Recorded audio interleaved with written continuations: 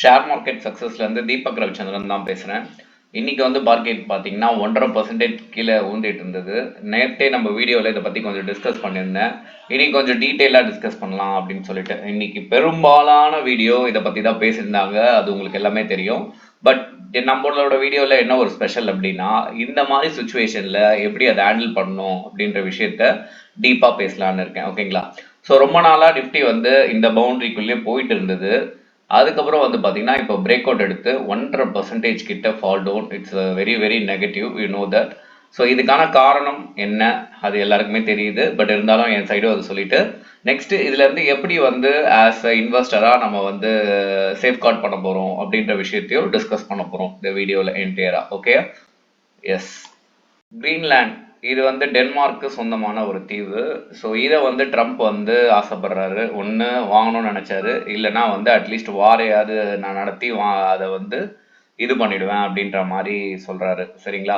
So இன்னொன்று என்னென்னா, டேரிஃபும் வந்து போட ஆரம்பித்தார். இப்போ வரைக்கும் 10% போட்டிருக்காரு. இன்னும் வந்து பார்த்திங்கன்னா ஜூலை போகும்போது 25% மாற்ற போகிறதா சொல்கிறாரு. அது மட்டும் இல்லாமல் நான் வந்து என்னோட மிலிட்ரி ஃபோர்ஸை அனுப்பியாவது இந்த தீவை வந்து நான் கைப்பற்றுவேன் அப்படின்னு ஒரு அச்சுறுத்தல் விட்டுருக்காரு. ஓகேங்களா? ஸோ இந்த சைடு டென்மார்க்கும் சும்மா இல்லை, அவங்களோட ஃபோர்ஸ். ஓகேங்களா? நாப்டோ இவங்க வந்து என்ன பண்ணுறாங்கன்னா, இப்போ வந்து சேஃப்கார்டுக்கு அவங்களோட மிலிட்ரி பவர் எல்லாத்தையுமே இது பண்ணுறாங்க. இது ஒரு வாரா வெடிக்கலாம் அப்படின்னு சொல்லிட்டு எல்லா சைடுமே ஒரு பிரச்சனை இருக்குது, especially the European countries.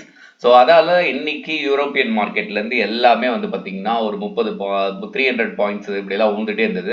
So அது இந்தியன் மார்க்கெட்டுக்கும் வந்து ரிஃப்ளெக்ட் ஆகிருக்கு. ஸோ இது எல்லாமே தெரியும், இதெல்லாம் பற்றி டீட்டெயில்டாக எல்லாருமே சொல்லிட்டு இருக்காங்க. இப்போ மார்க்கெட் கிராஷ் ஆகுது, அது உங்களுக்கு தெரியுது.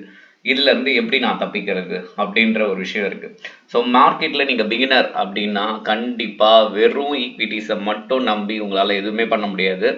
ஈக்விட்டி இல்லாமல் கோல்டுலேயும் உங்கள் போர்ட்ஃபோலியோ இருக்கணும், ஆர் உங்கள் கரன்சிலையும் இருக்கணும், இல்லை பாண்ட்ஸ்லேயும் இருக்கணும், இல்லை டெப்ஸ்லேயும் இருக்கணும். ஸோ இருக்கும்போது பேலன்ஸ்டாக உங்களுக்கு வந்து எல்லாமே கரெக்டாக போகும். சரிங்களா?